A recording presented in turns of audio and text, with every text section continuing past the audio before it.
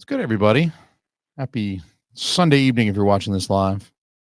Whenever else, whenever else you're watching this, if you're watching this on Patreon, welcome, one and all, live viewers and patrons, to the Movie Mass. We are tonight going to be viewing together with my live commentary the cult classic film from 1986, Back to School. There's a year, probably about 1990 or so, where if you were born before that year, you're very familiar with this film, thanks to all of the airplay that it received on Comedy Central in the late 90s and early 2000s. This was one that feels like every single week they were playing Back to School. Like, turn on Comedy Central randomly on a Saturday afternoon just for some background noise, and there was Rodney Dangerfield, there was Thornton Mellon doing his thing. And if you were born much after 1990, then probably you weren't watching Comedy Central in 1997 or 1999 or 2001. So you might be completely unfamiliar with this film if you're, I don't know, in your 20s, especially if you're in your younger 20s. But you're in for a real treat if this is your first time watching the film. Might I suggest go watch the film before you watch this commentary, because I'm going to talk through the whole thing and spoil it. But chances are good you're familiar with this film, and you've had your chance. It's been out since 1986. You've had your chance. I don't feel bad about spoiling this film whatsoever as we talk about it. Of course, you know, great 80s film, movie that came out. Rodney Dangerfield was already a name when this film came out. And I thought about doing this commentary as a shit show, but I wound up doing it as a movie mass because it's just such a really well-loved, beloved film. It's actually kind of surprising to me to learn it really did pretty well in terms of reviews. Like, it did well in the box office. I think it was number 2 in 86. I think it was behind only oh God, what comedy was it behind? There was one movie, Crocodile Dundee. I think it was behind Crocodile Dundee in terms of revenue. So this is actually a pretty well loved film. It did very well financially. The critics have it rated at 87% on Rotten Tomatoes. So that gives you a little bit of context. Siskel and Ebert reviewed this film back in 1986 on their program, and they both had really glowing and loving things to say about it. And I think you'll find that I have loving and glowing things to say about it. Now, this is a kind of a rare film that it made money during its time. It was well reviewed, and yet it is completely out of print. So you cannot go into a Target and pick up a Blu-ray of Back to School. You can't order it. You can order it from Amazon, but you have to buy it from a marketplace seller, someone selling it secondhand. You have to go on eBay to find a copy. Now, thankfully, when they produced the recent Blu-ray, I say recent, but I think it was like 10 years ago, when they put out the Blu-ray, it was like sometime between like 2013 and 2016, they put out the Blu-ray of Back to School. When they released that, they printed enough copies of it that if you go online and look for it, you'll find copies for $20, $22, not unreasonably priced. It might be used, which, $22 for a used Blu-ray in today's day and age seems a little steep, but it's not a bad idea. I want to encourage you, if you're hearing these words, I want to encourage you to go out and try to secure a copy, because it's out of print. There's no knowing of when it might come back in print.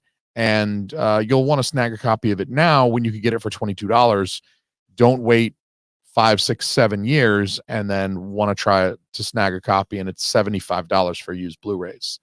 And unconscionable. I mean, it happens, unfortunately.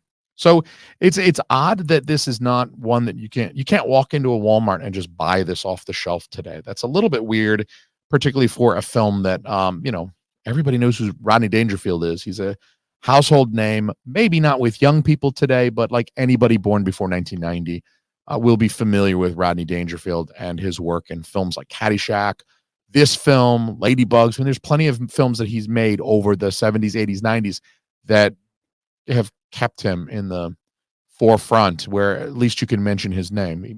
Maybe this film's not on Comedy Central every weekend anymore, but you'll still recognize the guy's name. So there is no commentary to Back to School on the Blu-ray, unfortunately. I think the Blu-ray came out at a time when Rodney Dangerfield was pretty old. I don't think he had passed away yet, although I should double check that, because I don't remember right now the year that he passed. I don't remember if that, so maybe this Blu-ray did come out after he passed. But even still, there are enough people alive that worked on the film that could have done a commentary. The director, some of the other actors could have done a commentary. According to the internet, it looks like he died in 2004. All right, that's a little earlier than I thought. Okay, so Dangerfield died in 2004. I could have sworn he made it to like 2010, 2011, 2012, but I'm off a little bit. My brain is not calibrated to Rodney Dangerfield's date of passing. But so he wasn't around to record a commentary, but others were. Unfortunately, as far as I can tell, no commentary exists, and certainly there is not a commentary included with the current, most recent Blu-ray release, which is even now itself out of print. So I want to provide this commentary. Again, I'm in no way, shape, or form involved in the film. Obviously, I was 4 or 5 when they filmed this, so I won't have any of that type of insight to share. In my opinion, that kind of thing amounts to trivia anyway. So what I'm going to try to do is to present something of some value from the standpoint of someone with a degree in film theory from a major University of Georgia. I have a degree in films theory, and so I'll try to provide some value there. Obviously, this is a Rodney Dangerfield commentary. It's not it's not a Criterion release of a genre noir film. It's not like the 400 Blows. There's only so much for me to work with here from like a textual analysis standpoint. But luckily for us, I'm also a tremendous bullshitter, and I like to talk shit. So I will do my best to provide some interesting and engaging commentary that might also be, semi-profane and even sometimes off topic, but deal with it. So we're going to check out Back to School. Might as well get it cracking right now. If you're listening to an audio release of this, because it's entirely likely that I might drop the audio from this onto a RSS feed, and you'll be hearing this but not seeing any accompanying video. I'll do a little count for you. If you're watching this on YouTube, then I have covered the video. YouTube makes me do it. They'll yank this down. They won't let me live stream a film in its entirety. I can't show you a movie on YouTube. So I'm covering it up so that YouTube will allow me to like run this commentary live. But if you would like to watch this movie uncovered with nothing over the film, then you can subscribe to my Patreon, where I upload these without any type of cover, and we just watch the movie together. The movie is uncovered.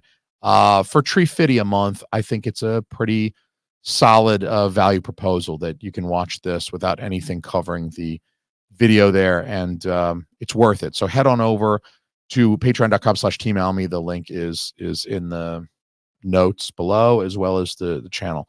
So I'm going to go ahead and pop this up on screen. If you're watching along at home with your Blu-ray, because you're listening to this on an RSS feed, there's no video, then please be advised we're starting from 0.0.0. I'm going to press play in 3, 2, 1, and play. So I guess I pressed it at 4. Hey, that lion, the MGM screen with the lion growling, should be a great way to sync yourself up if you are watching this on an RSS. If you're watching this with your Blu-ray at home and you're just listening to my voice, you're not watching the video on my Patreon, which you should be doing, but if you're not, you can sync this up using that nice little lion growl. Start the film in a very classy way, right? Like It's a nice record. Speaking of records, like I got the record for Back to Future. Back to School. Got the Back to School record. It's got a bitchin' soundtrack. I'll point that out when the music plays. But so this is clearly a flashback that we're seeing here. We're hearing this old music. So in 1940, we're going to meet Thornton Mellon's character as a young boy, 10, 12 years old is how old he looks. It's never stated how old he is, but he appears to be, pre-adolescent, but not by too much. He's on the verge of his adolescence. I want to say somewhere between 10 and 12 right there. So, we can extrapolate Thornton Mellon's age, the age of the character. In 1940, Rodney Dangerfield himself turned 19. He's about twice the age of this kid here in 1940. So they're aging the Thornton Mellon character down. And here we get a kind of an important scene between him and his father. How are you going to go to college with marks like these? His father disapproves of his grades and clearly expects Thornton Mellon's character to go to college because, like all parents, he wants a better life for his kid. They make it very obvious in the beginning scene. This is actually a very important scene of the film. It's shot in black and white, and you get the intertitle saying 1940, so it's the past. Does a little Rodney Dangerfield, pulls the collar thing there. He's doing a little Rodney Dangerfield impression. But the idea is that we have this father-son relationship. It's going to be reflected in the future in 1986 with Thornton and his son. Now, the father loves him. I mean, instead of beating him, he hugs him. The guy, he just showed you a poor report card. And the father's disappointed in Thornton, but he's not pulling off his belt to beat the shit out of him.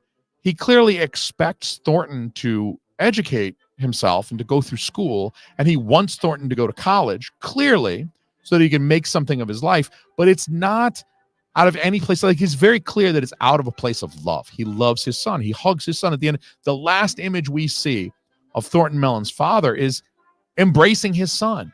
He loves his son. And so this is a film very much about fathers and sons, but it's not necessarily about like repairing a rocky relationship.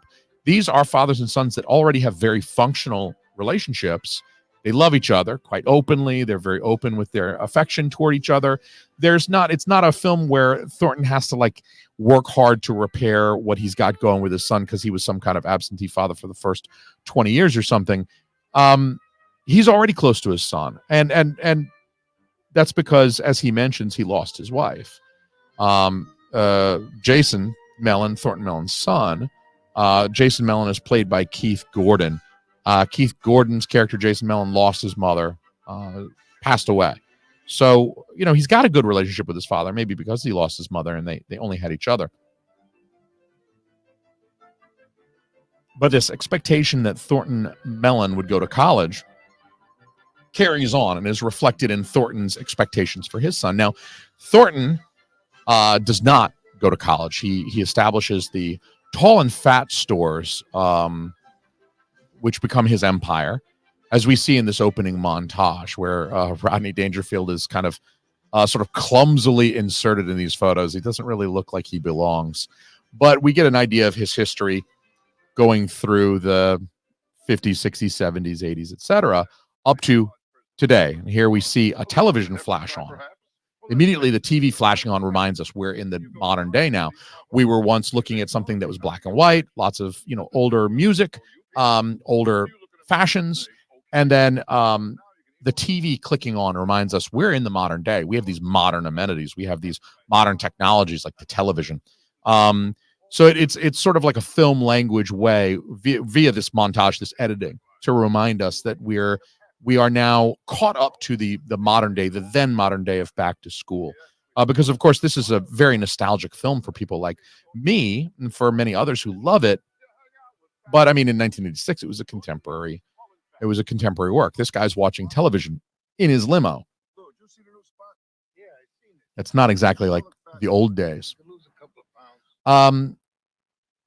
It's also interesting that Thornton changed his name from Meloni. Apparently he's a Italian immigrant or from an Italian immigrant family. His father had a very thick accent. We presume it to be Italian. He says, "You're a Meloni." So he's got this thick kind of Italian accent. We can presume 1940 that he's an immigrant to the United States from Italy, someplace in Italy, and he has an Italian name, Meloni. But over the years, at some point, Thornton Mellon dropped the E. He's not Thornton Meloni. He's Thornton Mellon. I guess it's, one of those things you do post World War II to try to, sound a little bit more American. You don't want to sound Italian because we just fought those guys in the early 40s. They were part of the Axis powers. And, it might have been a business move on Thornton Mellon's behalf to try to distance himself a little bit, sound more American, change your name to Mellon. Although Meloni sounds so much better than fucking Mellon, especially if you're operating a tall and fat store. Like, you gonna call yourself Mellon? Is that a real name? So here he has this business meeting, which he adjourns after only a couple of minutes. Later, my son's on the phone. But Mr. Mellon. That gentleman is trying to stick to business, and Thornton Mellon is saying, no. My son's on the phone. We'll take a break so I can talk to my son. So even here at the very outset of the film, when we're establishing Thornton Mellon's characterization currently, he's putting everything aside to talk to his son. That immediately communicates to us as an audience that they have a very functional, very good relationship. He's not ignoring his son to stay focused on work. He's already very successful. He's running the show. He gives everybody a break so that he can talk to his son, puts his son first. So we see that from the very beginning. He puts his son first. He loves his son. And his son loves him. We hear that here. I'll tell you what, I'll come up there to see you. When they end this phone call, they end it very jovially. I mean, he's lying to his father right now. Jason's lying to Thornton right now about his position in a frat and his position on the dive team. But they love each other. Okay, Jason, take care of yourself. I love you. I love you too. All right. So Jason's not even embarrassed to tell his father that he loves him when he's surrounded there by other athletes, other jocks. That's Chaz, played by William Zabka, who was 20 years old when he filmed this, about 20 years old when he filmed this. So he was like actually the right age for a college student. And he was kind of in his prime, like 80s athletic jock, bad guy sort of stereotype here. And I think he tried to get away from it after this film. But you do love your father, and you're secure in that relationship if you're willing to end a phone call saying, I love you, Dad, I'll see you later. And here's this jock standing judgmentally, listening to the tail end of your phone conversation. He's not changing the way he communicates with his father to impress anybody around him, even people who are kind of socially above him in this instance. And that really speaks to the solidarity of their relationship, that it's very mutual. They love each other. They put each other first in a lot of ways. Maybe not always. He lies to, Jason lies to Thornton. He lies to his father. And then, of course, the father, he cuts corners and manipulates, as we'll see later in the film. But again, it's always from a place of love. Jason doesn't lie to his father out of malice to try to get money from him or something like that. He just doesn't want to let his father down. And of course, Thornton wants to give everything he can. He's got considerable resources, as we're learning in the outset of this film. He's become rich off his tall and fat empire. And he wants to give everything to Jason. So of course, if he spends money cutting corners, he's going to try to give those resources over to Jason. And here we get the idea that, Thornton Mellon is in a relationship he's not very happy with. He relates better to the staff than to the rich people that surround him, which speaks to the fact that he's this self-made millionaire, right? He was poor in 1940. He was the son of a tailor, and he turned that into an empire. He's made himself very wealthy some 56 years later, but he still has that kind of working class, blue collar attitude and ethic that allows him to really, it prevents him from working in this, like working out well in this high society. But it also helps him to get along with people like Ramon, who's serving the drinks, and he's not serving cervezas. She said no cerveza, so he's got to go into his kitchen and get his own beer. Meanwhile, catches his wife cheating on him. He already knew. But again, they're looking at this Klimt painting. Your wife was just showing us her Klimt. You too, huh? If you've been to college, you understand who Gustav Klimt is, probably. he's just not educated enough to understand who Klimt is. He's not part of this high society, and he shows us that here. That he doesn't understand. They're talking about the painting. It becomes a joke about her vagina, like, oh yeah, she's showing everybody her Klimt. It's the name of the painter, dude. But he doesn't know that. Again, he's more from that kind of working class ethic where we drink Miller Lite at parties. We don't fucking know shit about art history. Get the fuck out of here. And this group of high society people are actually laughing at him, almost mockingly. Like, he's not doing anything to make them laugh right now. He's just making a sandwich. And it's so unexpected that it makes them laugh. But they're kind of laughing at him a little bit. I mean, it's not part of his shtick. It's Rodney Dangerfield. He plays a funny character. Thornton Mellon could be a comedian if he weren't the owner of the tall and fat stores. We get some great we get some really great shit right here. We get some really great fat shaming in the first half hour of this movie based on his business. And we see one of the best lines here in this scene. He pulls the Miller Lite out of his pocket. He was sponsored by Miller Lite at the time. Rodney Dangerfield makes it very obvious. It's such a lovely shade of green. Here we got some fat shaming. Yeah, if that dress had pockets, you'd look like a pool table. It's a big lady. No offense. No offense. I like that. You tell a lady that she looks like a pool table, but then you say no offense.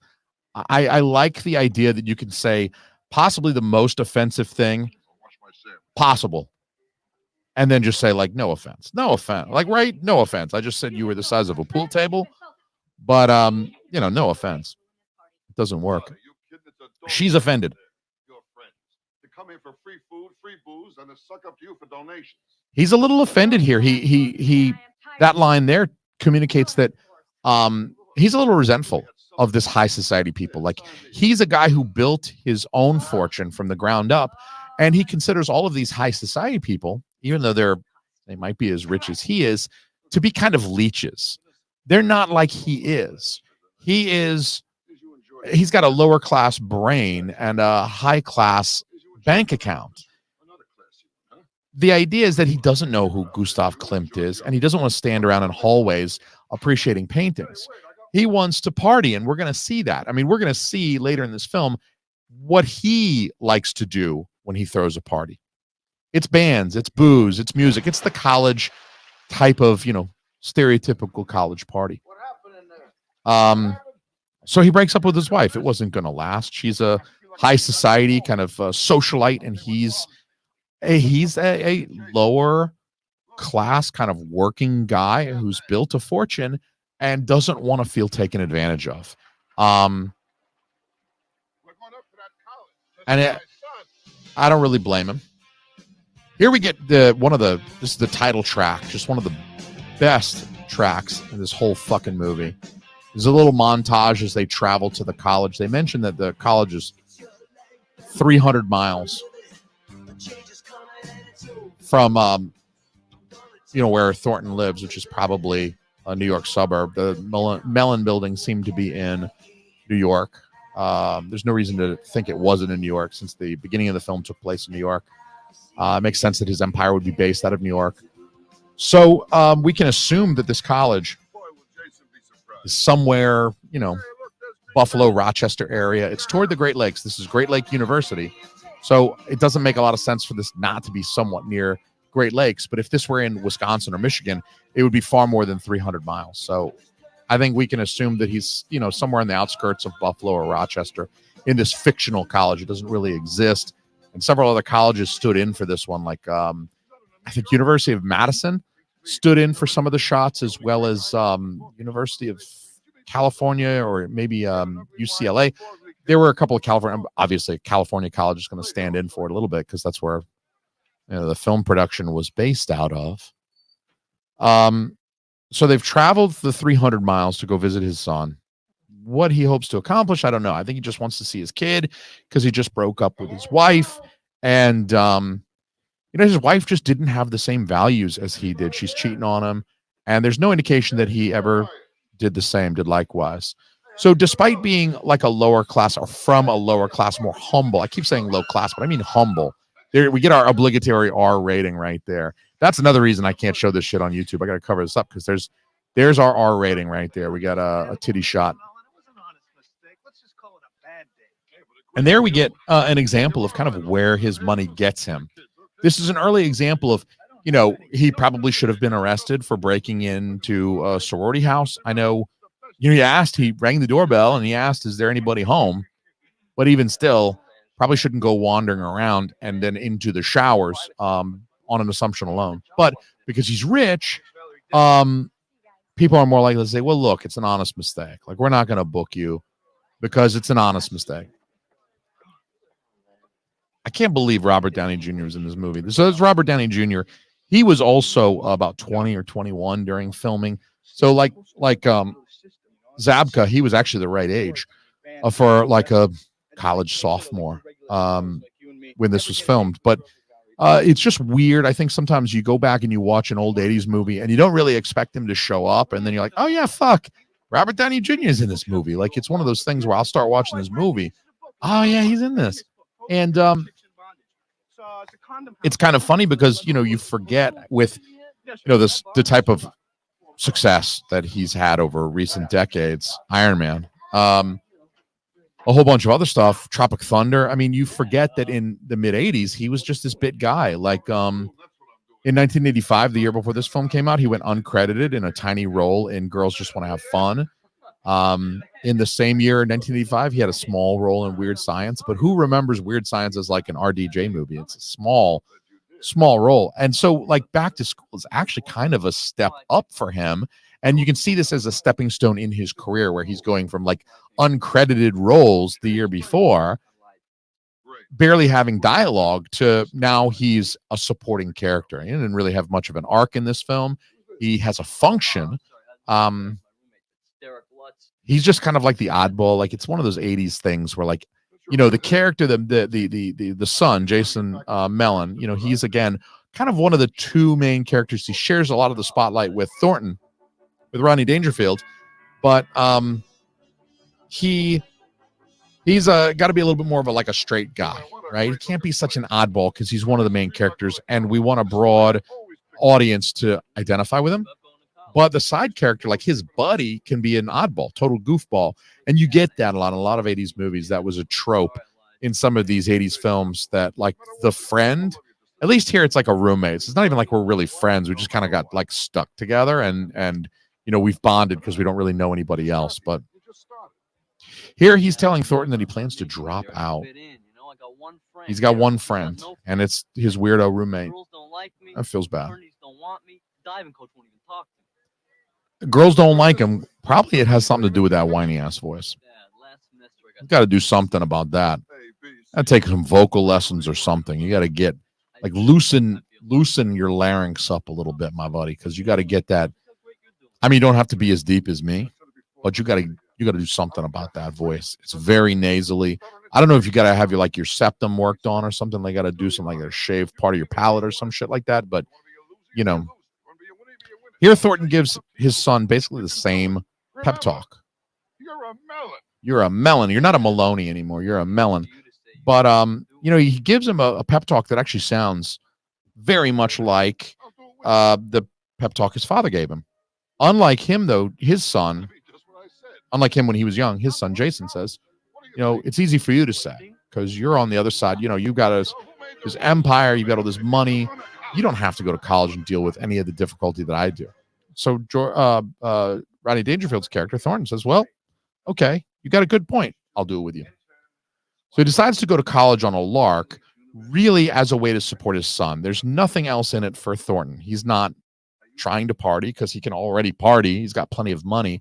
He doesn't need the college degree for any, purpose to get his life ahead or anything like that, because he's already got an empire. He's already got money. Really, the only reason for him to go to college is solidarity with his son, to say, you know what, I'm asking for you to do something. I'm encouraging you to do something that's difficult, and I understand that. And so I'm going to do it with you. I think it's a wonderful way to parent, in all honesty. I think it is great to show your kids that you are willing to do anything and everything that you expect of them. I think it shows them that you're not asking them something unreasonable, and that you're willing to put your money where your mouth is. And I think that's how you get respect. And so it's good leadership on Thornton's part, right? I mean, he's saying that he's willing to lead by example, and that it's unfair of him to expect his son to do something that he didn't do. That, in 1940, he outright said, I don't want to do that shit. I don't want to go to college. I don't like school. Here we get actually kind of an interesting part of this film. There's a little bit of a subtext that's revealed here. At first, the president of the university, the president of the university there doesn't want to let him in.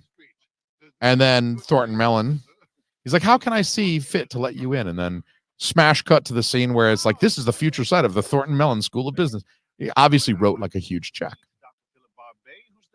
And Dr. Philip Barbet there has a legitimate gripe. Here he is saying that he does not approve of a student being admitted into college solely because he made a large donation. He doesn't have any records. He doesn't have SAT scores. He doesn't have any merit, right? He's not getting in on merit at all because he doesn't have anything to show. He doesn't have his SAT scores because he never took the SAT, and he doesn't have high school records because, I don't know, he went to high school in the 40s. I mean, he probably graduated from high school in 1948. So that was a line. I tried to pause in time for that line so you could hear that. But the idea is that he's got a point. I mean, he's got a point. I'm wearing my alma mater shirt. I was not, and hat, actually. Both of them, they matched. Georgia, UGA. Go Dogs. That's where I got my film theory degree, guys. I did that on purpose because I'm watching Back to School. And I myself am currently a student. I'm not at UGA anymore. I'm at University of New Hampshire. But I kind of feel like I'm right there with this old fuck because everybody looks at me like I'm so old. I'll talk more about that. I'll bitch more about that later. But he raises a very valuable point. I mean, I am an alumni of University of Georgia and have been for a number of years. And I do get solicitations from University of Georgia to make donations. And it's very obvious as an older person who has graduated college and has been solicited for donations that colleges really do rely on the gratitude of their graduates later on to buy expensive football tickets and season passes and make donations. And, you buy a brick in the new building that they're going to build and they'll put your name and the year you graduated on it. And the idea is that universities make money from tuition. Yes. Public universities are oftentimes also partially funded, at least partially funded by state and other local government. But, they do get a lot of money from donations. And so, there is this tension early in the film, maybe not quite as much towards the end, but like throughout this first half of the film, there is a little bit of tension between someone who is a benefactor making a substantial donation to the university and having some expectation now for some quid pro quo that because he's made such a large donation, he should be allowed admittance. He still has to do the work. It's not an honorary degree, although there's a lot of colleges that do give out honorary degrees to famous people. Bill Cosby, of all people, Bill Cosby had at one time one or more honorary degree. I think they've been stripped in recent years because people didn't want to be associated with that guy anymore after they found out that he was raping people since the 70s or earlier. What I'm saying, though, is that, if you've done enough important work, you might get an honorary degree bestowed upon you. That might have been a appropriate compensation for Thornton making such a sizable donation, but they did admit him into the university. He's still got to show up to class. He's still got to do the work if he wants a degree, but the building got him in. And, he's got a point. The reason why professors have a place to teach, the reason why universities have libraries full of books and computer workstations and printers and everything else that students need is because alumni make donations. And a lot of alumni make small donations, and some alumni make very, very large donations if they can. And I think that those donations benefit the students. As I said, the library at the University of New Hampshire is a great. I go in there at least once a week, and I use their online resources even more than that. The university, the donations that resulted in a library or a school of business in this film are going to benefit the students. So what Thornton Mellon did, he did it for his own reasons, but what he did is going to have immediate downstream effects that are going to benefit the student body for years to come. So there is sort of the negative view that he just bought his way into college.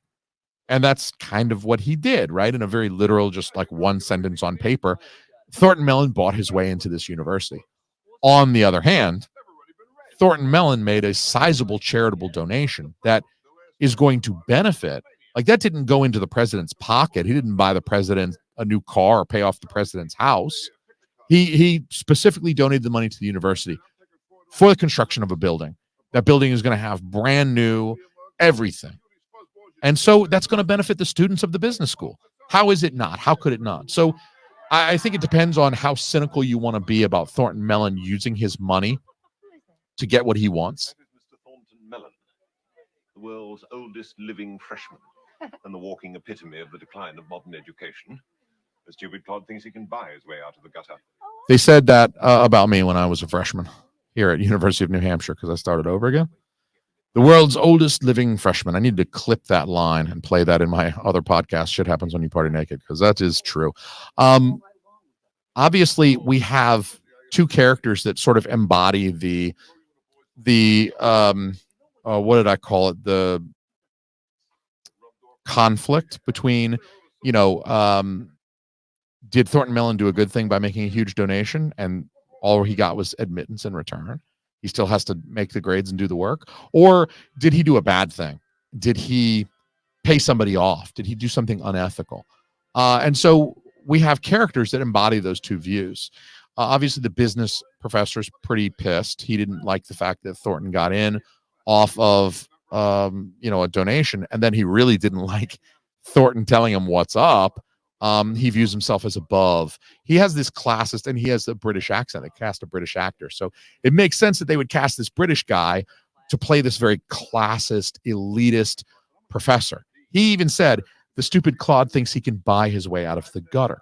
So he views Thornton Mellon as beneath him, despite the fact that Thornton Mellon is way richer than he is. He's got far more money, but he's one of these snooty, hoity-toity types that says, well, I'm a professor emeritus with all these credentials, and even if I've got less money than you, I earned this. I was born into this educated class, where Thornton Mellon clearly was not born into any kind of situation of education, but he's made himself into this thing. And so we do have this kind of conflict between this classism, this nouveau riche. In fact, the Chaz character played by William Zabko does call Jason Mellon and Thornton, the Mellon family, nouveau riche, towards the end of the film.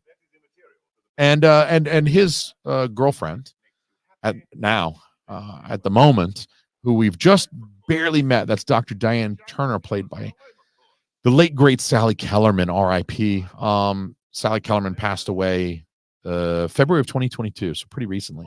But Sally Kellerman is a little bit more of she's a literature professor, and she's more of like this free-spirited kind of. She views Thornton in a more positive light. She views him as a guy who's, maybe he doesn't have the best methods, but he does have the best intentions. And so she tends to judge him on his intentions and what he's trying to do. She recognizes that he's made the decision to go back to school, and that it can't be easy for a guy his age. Or something else you can roll over every couple of months. Thank you, Mr. Mellon. In this scene, as well as a few others, the writers show us that Thornton Mellon has a pretty good degree of business acumen. He didn't go to school for it, but he does have like business smarts. He talks about how to make your investments, financially profitable. Why build when you can lease and then take the rest of that money that you would have spent on a down payment and put it in some other asset. Like what, for instance? Talk some real world stuff right here. You're going to have to grease the local politicians for the sudden zoning problems that always come up. Then there's the kickbacks to the carpenters. And if you plan on using any cement in this building, I'm sure the teams would like to have a little chat with you, and that'll cost you. Oh, and don't forget a little something for the building inspectors. Then there's a long-term cost, such as waste disposal. I don't know if you're familiar with who runs that business, but I assure you it's not the Boy Scouts. That'll be quite So that's a little reference to all of the sort of real world practical considerations for a business owner that he has to deal with. Of course, the professor's offended that Mellon would suggest that, you know, you might have to deal with some mafia type guys if you're dealing with sanitation and stuff like that. I mean, look, we've seen Sopranos. We all know. You know, you're going to have to deal with a guy who reports to Tony Soprano. That was a great line too. And where are we going to build our factory? How about Fantasyland? Excellent line.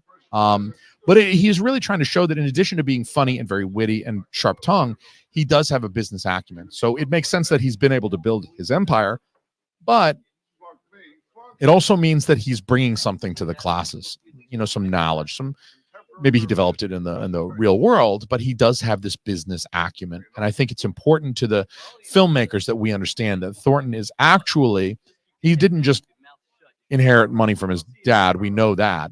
So obviously he has made himself rich because he does have a good head on his shoulders. It's not out of nepotism. But we have this classist, elitist professor, and we have the free-spirited professor. And these are the two people that Thornton, in addition to his son, are going to interact with most here in college, that are going to challenge Thornton's worldview and his way of doing things, his way of doing business. And here we get a really wonderful cameo from Sam Kinison. My wife and I recently watched this movie, I don't know, a couple weeks ago, and I asked her if she recognized this gentleman. She was like, maybe. But it's something that would be a throwaway cameo, where they lean into his comedic persona here. They're not writing a little bit of a character. He's a history professor, but he acts like Sam Kinison, right? He sort of goes off on this. It's leaning on his popular shtick, or his shtick that was popular at the time. R.I.P. Sam Kinison. I think he passed away in 92, something like that, 90, 92, early 90s. I know he passed in the that wreck. Of course, he goes kind of nuts here. Pussies. I love the way he says pussies. And then he's just yelling at this girl. He's going to meet a kindred spirit here in Thornton Mellon. I'm not a fighter. I'm a lover. So, Thornton Mellon is going to prove that he's got another facet here too. He's got some business acumen that he's built over the decades. He's also got a very quick wit and a sharp tongue. But there's like a little something like you can kind of set him off here a little bit. And the professor does here.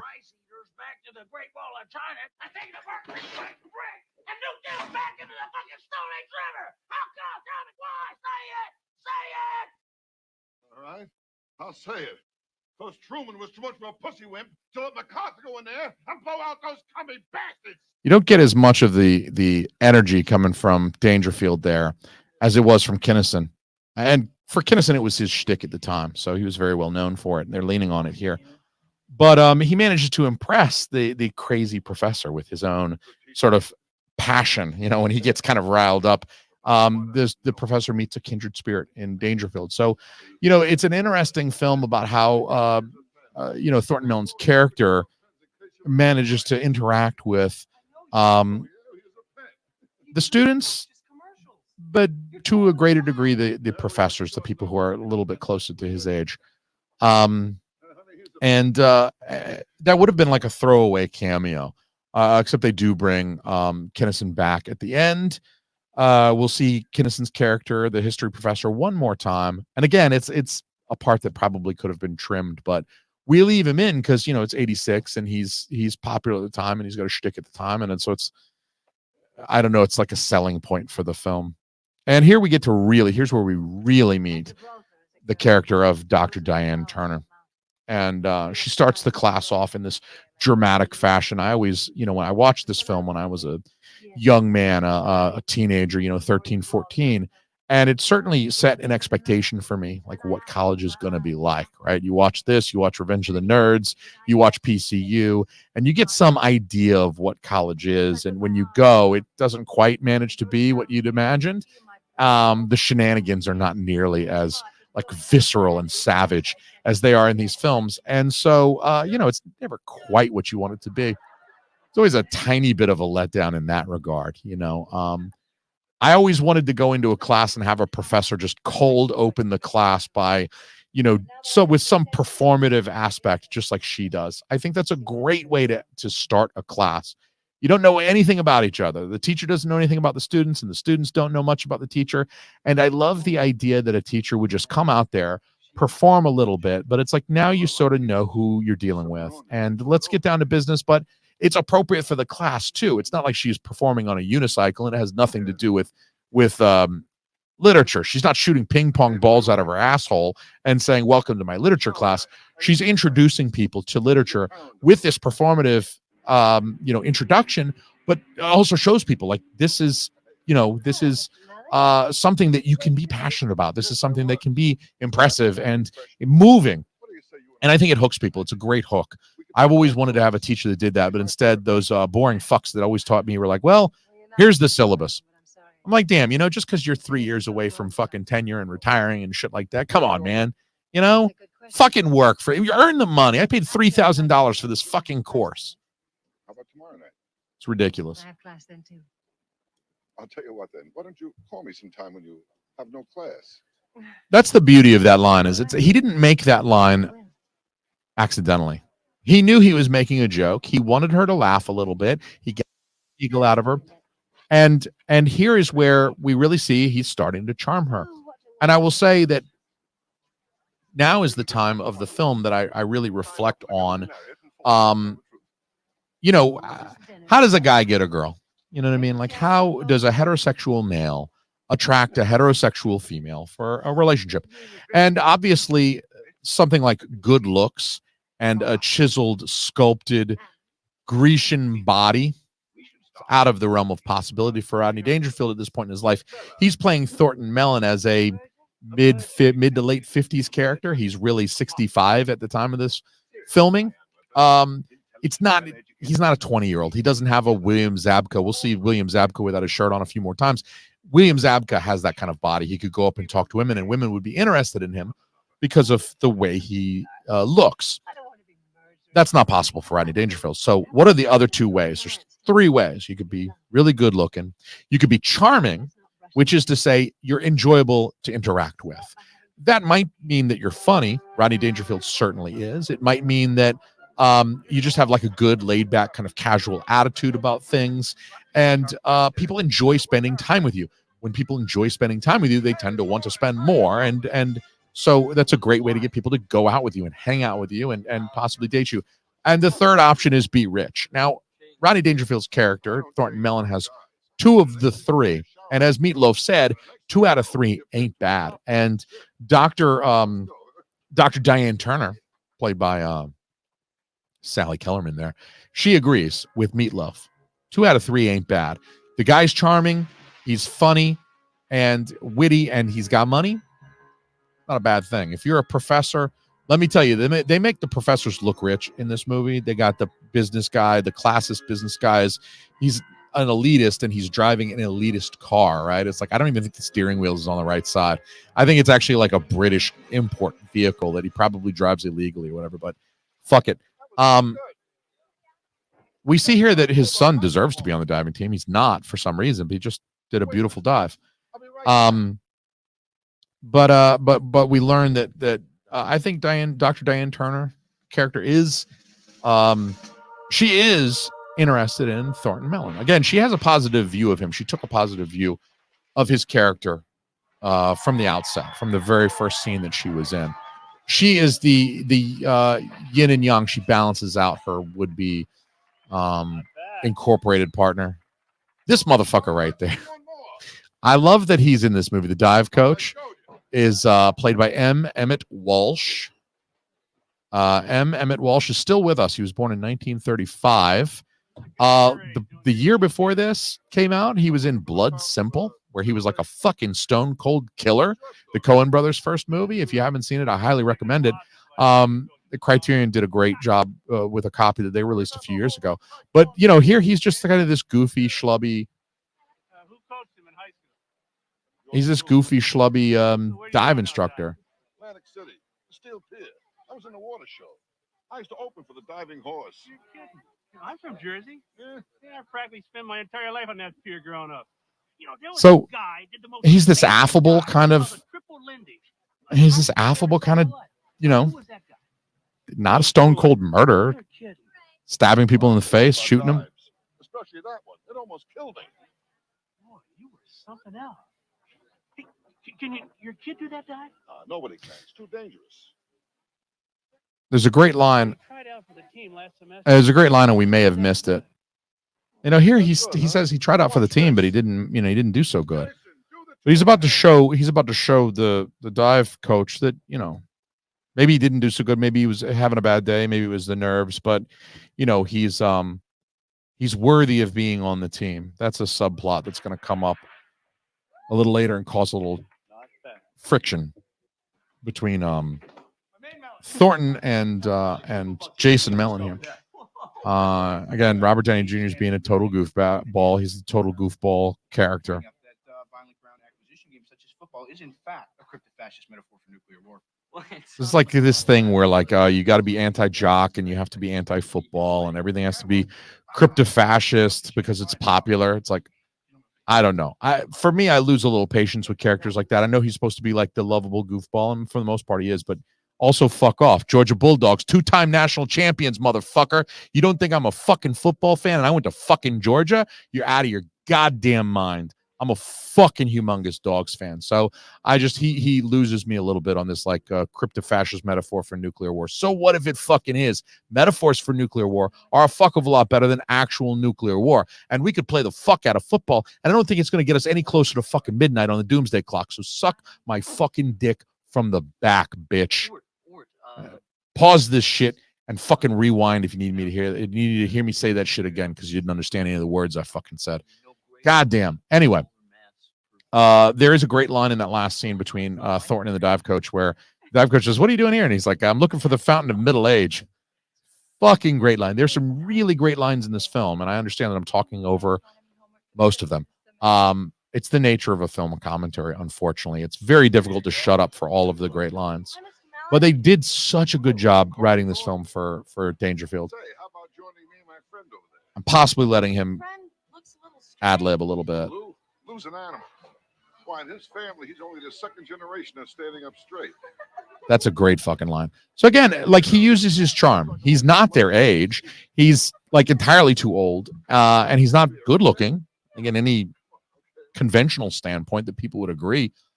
But he still gets the girls to go over to the table and eat because or hang out and drink a few beers with him because he's funny and he's charming. And his bodyguard there is Lou. It's Burt Young doing his at this point it was his Burt Young thing. He'd already been in the Rocky films and he's just kind of doing his Burt Young thing. I think he found a very good niche and he's working it.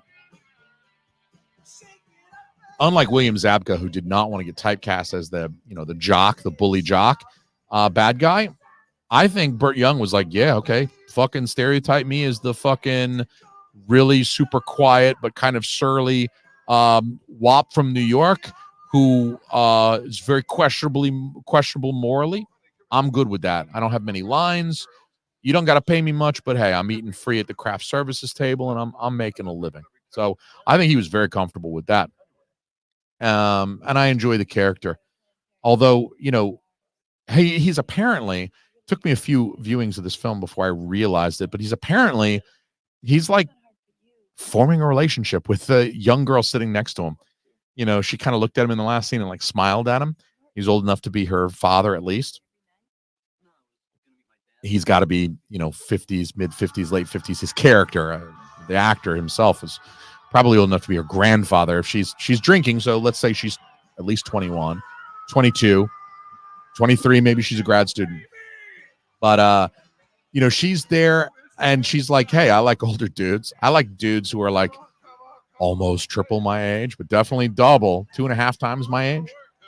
And it's hard to notice because all she really does in this scene is like look at him and kind of smile. But like at the end of the movie, they're like fucking. She comes back and they're holding hands. I'll point it out hopefully at the end. Maybe there was a scene cut. I don't know. They thought it was like too creepy to have him like overtly fucking with a girl that's like his kid's age, because he does. Lou's character does mention having a son that he put through college, so like his kid is already mid-20s at least, and it's weird that he would be dating someone that's like potentially younger than his kid. So possibly they cut it, but at the end of the movie, like they're totally holding hands. It's like you met this girl in a bar like 3 weeks earlier. It's very wild, but there is that like little subtext here, and you won't notice it the first time you watch this film. And now the girls are gone, and Lou's just sitting there by himself, but they'll come back again at the end of the movie, like I said. Here we get the first kind of glimpse that Rodney Dangerfield's priorities is more about partying than school, and it's going to take some conditioning for him to get back into the routine of school comes first, and then partying and massages and all this luxury that he leads in his life has to come second. And we get the idea that like he flaked on his son. He was supposed to study. He doesn't really want to study. Studying is not his thing. It never was. So he goes and parties instead. He gets drunk and he does a terrible fucking version of Twist and Shout, which is also on the soundtrack. Rodney Dangerfield singing Twist and Shout is on this fucking soundtrack. I promise you. And I'll even attach it for the patrons. I'll attach it, the soundtrack files to the Patreon post, because I love you guys. But it's terrible. It's terrible. It's awful. He does a version of Twist and Shout. It's like in the studio. It's not like a live performance, like it's cut from the film. It's like literally went into a studio and performed his terror. It's god awful. But the rest of this soundtrack album is great. I promise. So here's, this is Lou. He gets to be silent, crush a napkin thing. I don't find that intimidating. It's not like he crushed it flat. I mean, he dented it a little bit with his thumb. But you get this idea that like this the Lou character, like he gives Rodney Dangerfield massages. He drives him around. He's sort of like a valet assistant, but then also kind of like a bodyguard here too, because if anybody wants to get physical with Rodney Dangerfield's character, he'll fuck him up. And so, with some of that mafia talk from earlier and the fact that his business was based in New Jersey, I think there's enough here that's written in where you might wonder whether or not Thornton Mellon, as an Italian-American, Rodney Dangerfield is not Italian-American. Rodney Dangerfield is Jewish, but he's clearly playing a Meloni, an Italian-American. You have to wonder, is he connected in some way, like mob connected? Did that somehow help his business? Was he able to become successful because he had these mob connections that he could utilize? And maybe that's where he met up with the Lou guy. Like he's got Lou as a bodyguard because he's connected, and Lou certainly seems like, Lou sounds Italian and definitely willing to beat the shit out of some young kids in a bar. This is a pretty bad line here, though, actually. How'd you characterize The Great Gatsby? Me? Well, The Great Gatsby, he was great. Everybody laughs, but I actually don't think that one was very funny at all. I feel like that was very low-hanging fruit, but also it shows us that Thornton Mellon is not familiarizing himself with the course materials, because the teacher clearly expected him to know enough about The Great Gatsby to say a little bit about him, but he wasn't able to do so. Oh, he's great. Well, I already told you he's great. F. Scott Fitzgerald told you he was great. He put it in the fucking title of the book. If he's already telling you The Great Gatsby is great, you don't need to tell me he's fucking great. He already told us all he's fucking great. So, Thanks. Please be on time. I'll be on time. He advances his relationship with Dr. Turner here by seeing if she would like to tutor him. And she agrees. And I don't think in the real life that she really would do that, because it's not really ethical to tutor one of your students and like make that available to one student, but not all of them, simply because he has the resources to pay for it. I think a teacher would be willing to point you in the direction of tutoring services, And I think that there are most campuses will have some kind of resource for tutoring, which might be a paid resource, but even still, at least it's like perfectly ethical.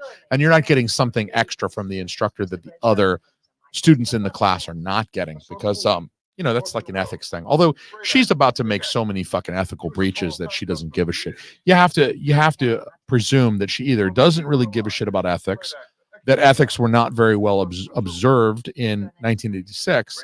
Either of those are possible, or both. She either doesn't give a shit, or they weren't, ethics weren't as big of a deal. They were. I mean, we're going to learn academic honesty is still a huge thing. Academic ethics is still tremendous, even in 1986. It wasn't that far in the past that people thought they were allowed to fuck their students. So it was bad back then. It's bad today.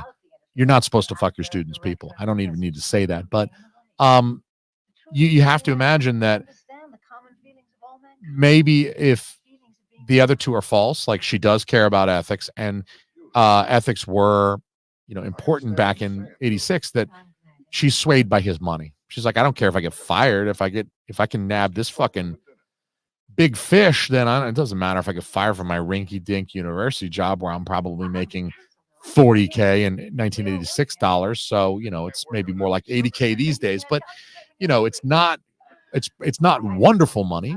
So, it is what it is. But she's trying to say, oh no, I shouldn't do it. But he talks her into it. And you can tell she wants to, because she's like, I mean, it sounds great, but I probably shouldn't. You know what I mean? She's like, reasons why she shouldn't. That's apparently the same house that was used in Halloween, the original Halloween, that Jamie Lee Curtis like ran into to get away from Michael Myers. And like that's the house where she had her final confrontation with him. Apparently, they just film it from a different angle, so it doesn't really look like it, but apparently that is the house. The exterior, at least. I don't know about the interior that we just saw. It might have been a soundstage or something dressed to look like the interior of a house, but we had a good thing going, here we learn that, he had a really good relationship. He's not a serial like philanderer or something like that. He had a great relationship with Jason's mom. Unfortunately, she passed about 10 years ago, as he tells us here. And then he also goes on to say that, he had a together we made mud. He had a bad relationship with the last wife. She played around too. When she said I do, I should have said with who. That's a great line. Again, he's rapid fire with these really great lines. When she said I do, I should have said with who. I mean, it's really, really good stuff. I think actually kind of carries forward a little bit of that appeal of the 1930s screwball comedy, where, you've got the male-female romance between him and a very intellectually equal, let's be real, intellectually superior woman. So, she's very much his equal, maybe not financially, but definitely in terms of brains, you might even be above him. I mean, she doesn't know what he knows about business, which is why I would maybe call them equals. Like, he's superior in his business knowledge, and she's superior in her general education and literary knowledge. And so you have that kind of balanced male-female relationship, very similar from the screwball comedies. But then you have the witty banter and dialogue, that back and forth, that it's mostly on Rodney Dangerfield. It's mostly him with the witty one-liners, but it still kind of feels like an heir to a screwball comedy some 50 years later. But I've always loved films with that kind of witty dialogue, that kind of extra little, it's, to me, it's always been great. It's always been something that I really loved. And he just cucks the guy. I mean, again, unrealistic. This guy would fall. I mean, he would be rip shit. He wouldn't be standing outside like a cuck. He'd be rip shit. But he's standing outside like a cuck. Thanks for listening. And she says, oh, we should call it a night. And then when he makes a move, she's very glad he did. I mean, it's just very reciprocal. He doesn't ask her permission. Maybe a reason why this movie shouldn't be, you watch it nowadays. It's not on Comedy Central every weekend now, because people are a little sensitive these days, and they don't like him turning out the light and making a move. But she obviously, she didn't push him away and say no. She clearly consented. We have a cut to the dogs watching, and then we have a cut to him in bed with no shirt on, and you're thinking, oh, what's going on? And this pan out reveals that it's Lou getting a cramp out of his leg. And again, so we get this, like, Lou is like this weird kind of personal assistant. It's not sexual, but he's like his valet, like in the, You're always so neat. 19th century sense, 18th century sense. We were kids, his room was always in order. His towels, So, combs, brushes, hair lotion. you know, with the What is he today? He's the screwball comedy, that may have been, I'm not sure that they're making an overt reference to any particular genre like screwball comedy, but I think the film might owe a debt, you know, more subconsciously to those screwball films. And I'll end that discussion there, but I've always appreciated that type of film and the types of film that sort of carry that on into the modern day and sort of take up those influences. And you know, Dr. Turner, you know, he's in love with Dr. Turner, and he's like, doesn't mean you're going to pass her class. That would be kind of weird if you're dating an instructor and then you took a class and then she flunked you. That's really very weird. I took a class that was taught by someone that I work with. I don't work with her very much anymore. She doesn't do very many hours at my place of employment. This is great setup. You know, he's like, you know, you need to be studying. So Thornton Mellon's rich. He's got resources. So like you're doing a report on Kurt Vonnegut. Yeah, if you don't have much resources, you got to go to the library and read about Kurt Vonnegut. But if you've got resources, fucking buy an afternoon of the guy's time, fly him out. I mean, if you're incredibly rich, you have access to things that other students would not have access to. Other students that are on a $20,000 a year stipend, and it would have been less than 86. It would have been, you know, the $8,000 a year stipend, you know, that have $400 a month or something to eat with and spend on any other, you know, gas and other incidentals. They don't have the money to hire Kurt Vonnegut to discuss his work, but you know, Thornton does. So again, it's him sort of getting the best in life because he can pay for it, he can afford it. And you know, whether or not that's fair is a question that is posed in this film. I mean, particularly with the question of, was it fair for them to admit him to the school because he made a sizable donation? With obvious characters, some saying yes and others saying no. Here we get this theme continuing, is that the chimpanzee paid him off.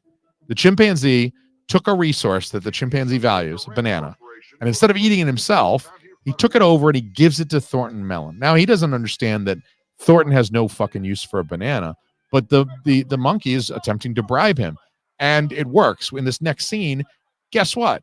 He's letting the monkeys watch wrestling, and he ordered them pizza.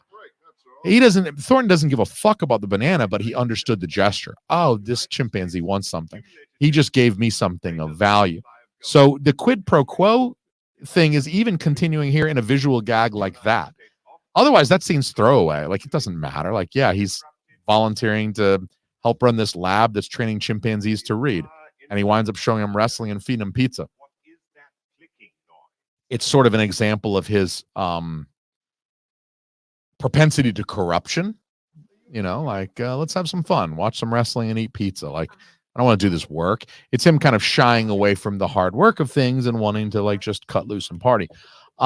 It's an example of him not maybe taking the work quite so seriously and simply pursuing hedonism and just not really valuing this type of education either. But it also is this example of this kind of quid pro quo mentality that he clearly has like fully accepted. So Thornton is, again, he's using his resources. He's sent a stenographer in to take notes for him instead of going to class. He's got the stenographer taking notes. And I love that his son Jason is sitting next to the stenographer, you know, as if he knows her. And then he's just laughing his tits off. Like he cannot hold his shit together when the professor realizes that his father sent a stenographer in to take notes. And that's like, I don't know, it's such a small detail, but it really makes the film for me. And you could tell me something like, oh, well, they actually had to use this take and the actor couldn't keep it together and he wasn't supposed to be laughing. He was supposed to be very deadpan and concerned about his father in that scene. But we had to use the scene where the actor who played Jason, Keith Gordon, was just fucking up and blah, blah, blah. Great. But I feel like they didn't. I feel like they wanted his character to be laughing. Like it's funny that the professor's getting punked. But here in this very next scene, we're going to see that his son is concerned about the ethics of completing your own work. Like, there's a value in doing the work yourself. That's why it's considered unethical to cheat. The university doesn't want you to not cheat just because they want to be hard asses about it. No. They're doing your homework. Jason, a good executive knows how to delegate authority. He's right about that. I mean, if you want to approach completing a college degree as if you're a corporation or an LLC, then yeah, you're going to set yourself up as a chief executive officer, and you're going to delegate authority down to people beneath you and create an organizational structure. That is not how the university expects you to do your work, because when they award you a degree, it's for you. It's not for your LLC. That's your degree. You need to do the work. And the reason why colleges take cheating so seriously is because, again, there's value in you doing the work. It's not because they want to be a dick. And doing it yourself is harder, and they want to make you do that. And so it's very interesting to me to think about how something like Chat GPT and other AI applications will impact school and the types of assignments. You won't be able to use them on a test. I mean, you can't, unless it's an open resource test. But for exams, you won't be able to use Chat GPT. But like, in a math class, a statistics class, you can use a calculator to calculate whatever the p-value might be. They don't expect you to do that by hand, but 50 years ago, 75 years ago, when people didn't have calculators and didn't have laptops, you weren't able to do that. Now you can use Microsoft Excel to build all the equations in, and boom, punch things in, and there you go. And that's not considered cheating nowadays, but maybe when it first came out, people did think it was cheating. I know at University of New Hampshire, they sent an email out saying, like, don't turn in any work that you've used ChatGPT for. So we'll fucking bust you. I don't know how, but I was saying earlier that William Zabka is obviously, he's got number one. He's not charming, and he may or may not be rich. He does refer to, that's an important aspect here. He accuses Jason of having been bought into the team. When it's very obvious for the viewer, and it should be obvious to Jason, that that's not the case, that he was admitted to the team because the coach saw how well he dove. Even if he didn't do so well in tryouts, subsequently the coach witnessed his diving skill and admitted him to the team. He made it in on his own merit. But because he's got this insecurity about his father doing, using his money to get what he wants, using his money to get into college, using his money to delegate his homework and going to class and taking notes, etc., he's concerned now that maybe his father is overusing his resources. And it's an understandable concern, the way that they've constructed this narrative. But on the other hand, I mean, it should be obvious to him, he did the dives. He knew that the dive instructor, the dive coach was down there watching him do the dives. So it shouldn't be a surprise that he made it in to the dive team on his own merit. And you could be worried about your father paying people off, but in this case, it's probably not part of it, although he does now become highly insecure that the coach was paid off by Thornton Mellon, and that is about to affect his dive. There's really no reason for him to think that again, or there's very little reason for him to think that. I mean, he knows his own merit as a diver, and he knows that he dove well earlier in the film, in that earlier scene, and he knows that the dive coach saw it. So there's really no reason for him to think that his father paid, but it's enough to just drive this little bit of a wedge, creates a little bit of this kind of third act conflict that we're going to see here. He wants to impress this girl. There, look at that album. See that album? You saw the clouds and the blue sky, and there was that rainbow. That is the album. That is the record that came in this. It looks exactly like that. This song, Everybody's Crazy, is also on the album, and it's a fucking great song. So I'll put that up there for you patrons. So if you're not a patron yet, fucking go do it so that you can get some free music in addition to watching this without any kind of covering at your leisure on my Patreon. So there's a party in the dorms that they're saying this is another one of those things where, watching this now, it seems so silly that Thornton would get away with throwing this humongous party at this dorm that he personally renovated. Because it's the dorms. You're not allowed to throw like loud ragers. Like you can have a few people in your room, but you're not allowed to throw these like loud ragers with like live bands. But you watch this at 13, you're like, oh, I guess like, if you're rich, this is at least if you're rich, this is what college is like. And so Danny Elfman, Oingo Boingo make their cameo appearance here, and they're also on the soundtrack. This song is on the soundtrack. So, all of the music used in this movie does appear on the soundtrack, which is great. This is the silliest way to try to cheer someone up. It's the most juvenile way to cheer somebody up. And so, Jason Milton's doing his Stevie Wonder thing. Wearing sunglasses indoors was like a uniquely 80s thing. I'm not sure you could pay Robert Downey Jr. enough money these days to fucking do that on film. To get down on the ground and just pretend he's getting fucking railed. It's the dumbest fucking thing, but it's like completely throwaway. But look, that's commitment to trying to cheer your friend up. If your friend is having a rough time and you are not willing to throw yourself on the ground prostrate and pretend like you are getting gang fucked, then you can't call yourself a true friend. You are not a true friend if you're not willing to pantomime a gang fucking to cheer your friend up. That's friendship, and I want to be friends with that kind of person. Now, Jason's still butthurt about his father paying off the judge and shit like that. He didn't, but he's still butthurt like he did, and he storms out of the party. He's about to act like a jackass. We get this kind of third act. Everybody's down and out. I like this guy too. The whole world is there. It's the best thing that's ever happened to me in my whole life. That guy's got to play it up. This one party is the best thing that's ever happened in my whole life.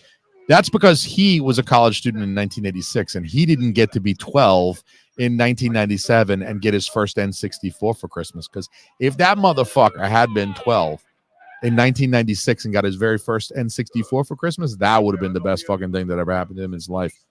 And it's all been downhill since then, people. I'm not talking about myself. Yes, I am. So there's some more Miller products getting taken in. The joke is, oh, here are the police to break up this loud and rowdy party because I'm this upper class, hoity-toity, prim and proper Englishman. But then the cops get out and they're carrying beer. That's the joke. But then also they're Miller products because, again, it's a Rodney Dangerfield film. He's sponsored by Miller at that point. You can't have the cops carrying Budweiser or Heineken. You can't do it. We have to do the product placement. And for product placement, I think that is good product placement. Because it's subtle enough and obvious enough. It's that nice balance of like, yes, this is product placement, but also we're not being too over the top with it. Yes, you can see it says Miller Lite on the side of the box, but that's what beer boxes looked like back then. Nowadays, they still say the name of the beer on the side of the box. So, I never really loved this song. It's a good song, but never really loved it. It says leave your body and soul at the door. But if you leave your body and soul at the door, I'm not sure that there's anything else to go beyond the door with. I understand leaving your body at the door, but like your body and soul at the door, you're just staying at the door in that case. You're not going beyond the door if your body and soul stay, because that's the whole, that's everything. Here, Thornton, great. You straighten out my Longfellow. That's so silly. But that's a Rodney Dangerfield line. And now his would-be girlfriend is looking for him. You could tell she's enjoying the vibe, right? Like she's dancing a little bit. She likes the party. She's the free spirit. And that's why she'll never work out with that fucking English dude. I love this fucking scene.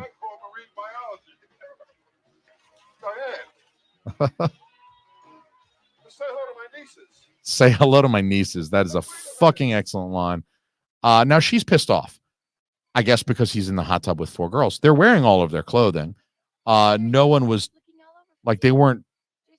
She didn't catch him in the middle of intercourse. She caught him behaving inappropriately in a hot tub. If he were married at the time, that's a highly inappropriate way to behave. But he's not married. He's just starting to date her. And she was on a date with another guy. He invited her to the party. She declined because she had a date with the stuck-up Englishman. And you're going to get mad at him for hanging out with some other girls while you're on a date with another dude? That, to me, is like the height of hypocrisy. You can't, if I invite you somewhere on a date and you say no because you got a date with someone else, and you tell me I'm going on a date with this other dude, I'm doing whatever the fuck I want at that party. And if you show up, don't get fucking pissy with me because you want a fucking date with someone else. All right. So if I'm fucking snorkeling and looking at butts underneath the hot tub, which you wouldn't be able to see shit. I don't know if like hot tub water is not exactly clear. There's fucking bubbles going everywhere. You can't get a clear image of anything. Hey, come here. Where you going? So, Jason made an ass of himself. They're both kind of, this is like good third act stuff here where they're both down and out. Like, Thornton is on the rocks with the girl, and he was doing so good with her, but she just busted him with his nieces in the hot tub. And Jason, his girl was going on a date with the William Zabka character. That created some conflict between him and Chaz, along with all the shit Chaz has been giving him up to this point. He punches Chaz drunkenly in front of like his girl that he likes, and now she probably thinks he's a clod. They're both at this low point. This is great for getting into the final leg of the film. From this very kind of low point, this is where they're gonna surpass and beat all of these challenges. And it's do something for myself. I just want to see you happy, that's all. Well, take a good look. Because I was a lot happier when I was miserable. I think that's an important line, is that Thornton kind of smothers him a little bit. Thornton obviously gets most of the attention, and does stuff for him that he doesn't ask for. And he says, I just want you to be happy. I just wanted to do something for you to make you happy. And Why'd you fail me? it's the irony being a parent. Here's a payoff of the Kurt Vonnegut joke. No, I can accept the fact that you're completely regressed emotionally, but you're not going to pass my course by turning in someone else's work. What do you think? Someone else wrote this? Look, all I know is that you didn't, and that's what disappoints me. Tell you something else, whoever did write it doesn't know the first thing about Kurt Vonnegut. Which is a funny thing to say because, as we saw earlier, Kurt Vonnegut helped fucking write the thing, right? That's actually one of the better jokes that they set up, because like this professor thinks she knows so much about Kurt Vonnegut because she studied him her whole life, that when she's contradicted by Vonnegut himself, she simply concludes that the author knows nothing about Kurt Vonnegut. And that's very, to me, that's like, it's funny, yes, but it's also like very interesting thing to think about. Is like, we have all of this scholarship about different authors. There's books written every year about William Shakespeare as a playwright. And, there are professors who have taught and studied William Shakespeare for their entire careers, for decades. And they know so much about Shakespeare. But, the idea that all of their base of knowledge is this house of cards that, Shakespeare, if he were alive today, or if someone were able to summon him somehow via seance, that you could get this firsthand account from the man himself, and it would invalidate all of this learning that you've done. It's good, maybe it's proper method, but it's still incorrect conclusions. And were William Shakespeare to come around and correct you on your interpretation of Hamlet, you'd be like, well, fuck that, he doesn't know shit about Shakespeare. I'm sorry, motherfucker, he is Shakespeare. So that Kurt Vonnegut thing is like almost like a multi-layered joke, where it's kind of funny that she doesn't know that it was actually Kurt Vonnegut that he paid to do the fucking work. But then on the other hand, it's also like she thinks she knows Kurt Vonnegut, but clearly she doesn't know Kurt Vonnegut the way she thinks she does, because she thinks Kurt Vonnegut doesn't know the first thing about Kurt Vonnegut. But I assure you, Kurt Vonnegut knows the first thing about Kurt Vonnegut, because he is fucking Kurt Vonnegut. So interesting. I also like the Kurt Vonnegut thing. It's interesting because Keith Gordon, the actor who plays Jason Mellon, went on to actually have a pretty good career directing. I made several films, directed several films in the 90s and early 2000s, one of which was a film in 1996. I think he directed a film called Mother Night, which is an adaptation of Vonnegut's 1961 novel of the same name. And he also paired up again with Robert Downey Jr., RDJ, for The Singing Detective, because Keith Gordon directed The Singing Detective in 2003. So it's kind of interesting that like you got Vonnegut in this film, you got RDJ in this film, and then he ends up working with them again in the future in another capacity. And it's kind of fascinating that it's maybe small world, like Hollywood's just small world. But maybe you'd like to think they kept in touch somehow and jumped at an opportunity to work together again.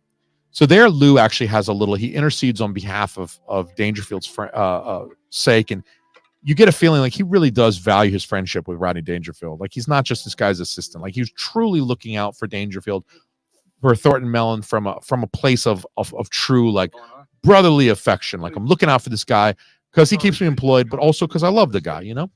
And so, you know, he has this heart to heart. One of my sons I put through college, the other I put through a wall. And I'm tough, but I'm also nice. He's scary. But that's where he reveals he's got a son who graduated college. He put him through college, meaning he's done with college. He's graduated, came out the other side. And in a future scene, in a few minutes, we're going to see him holding hands with a fucking 22-year-old. Very weird, but whatever. I mean, she's an adult. She gets to choose. If she wants to date a 60-year-old man, let her date a 60-year-old man. He's not even the rich one. He's a fucking driver, you know what I mean? Like, how much are you going to get off of his dick? You know, not a whole lot. So, you know, here we begin the montage. It's an 80s film. We need a montage. Here's our 80s montage. Now, he's got to study his balls off because he's just been challenged to a academic performance, if you will. He's got to prove that he is the guy who did this work, even though he's not. So he's playing catch up in this montage. He's going about his time, and everybody's helping him. All of these people that now are sort of in his life that are around him, his son's friend, his valet and assistant. He's studying by himself. You see the light go off in the library, and then he flicks the lighter. He's listening to the notes, the lectures while he sleeps. I'm not sure that actually helps. His girlfriend now, I guess they've patched things up. Dr. Turner is also helping him. She's continuing to tutor him, and he is studying round the clock. I always think about this scene whenever I think about, like, you know, end of the semester, staying up late, working on something. And I've done it plenty of times, even in recent history when I've been working on a paper or something like that. You know, I'm going over this paper, and it's the 11th hour, and just snorts the fucking sugar right off his hand. Drinks the water and washes down the coffee. I always think about that when I'm thinking about cramming. Whenever I cram, like, this is the film that informed my mental image of cramming for a test. And I hope that this film has done something for you with regards to, like, cramming.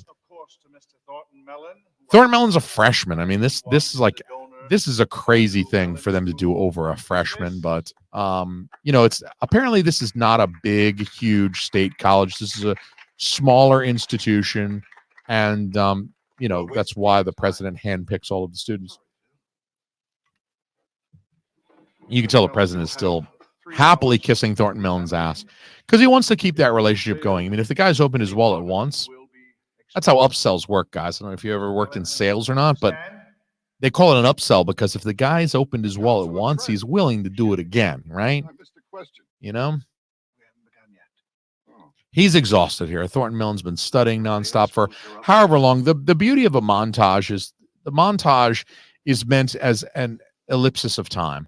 So it's meant to convey time, the passage of time of days, weeks, months, sometimes even years in certain films. And it does that in a short scene, you know, a few moments on screen, 30, 60 seconds, 2 minutes maybe on screen.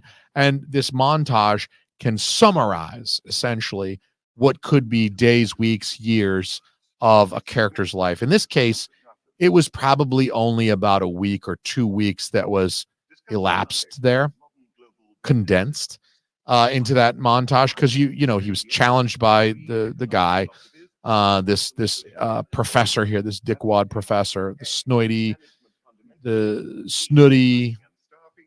classist, elitist professor, probably racist too. Let's all be real. If he's classist, he's probably very, very racist at bare minimum.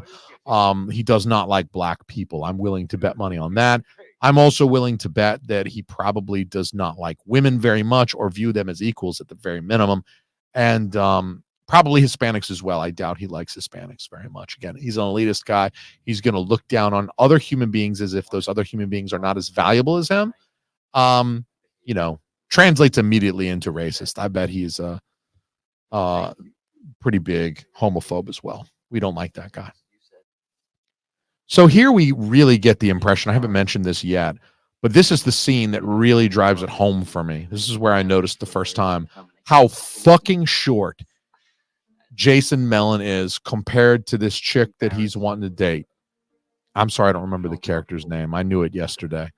But Denise, I think, is the character's name. I'm just saying, casting director, I don't give a fuck if it's 1986 or 1956. Don't cast a love interest that stands a full fucking foot taller than the fucking guy you've cast as the co-lead. All right? Because that is not going to fucking work. I don't give a shit. He's charming. He's got some of his father's wit, but not all of it.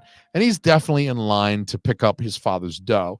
So whatever value Thornton Mellon offers in a relationship, Jason Mellon offers a lot of the same stuff, except he's fucking tiny. He's got to stand on a phone book just to kiss this girl.